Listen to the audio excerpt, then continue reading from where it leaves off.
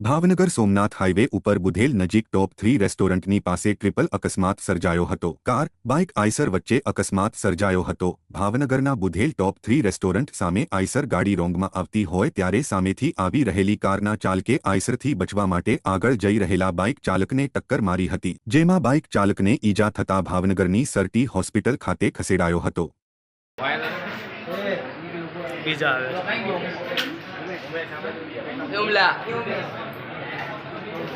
ये यारो रहता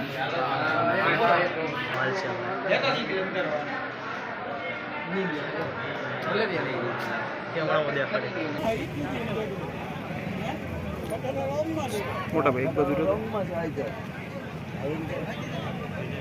भाई એને કેમ છું ઓલા ભાઈ દવાખાને લઈ ગયા સરકારી લઈ ગયા તારું વાગ્યું છે ને હે રંગ આશરો વાલે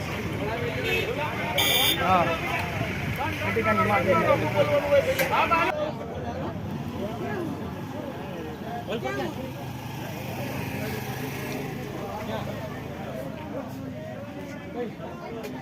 હેઠે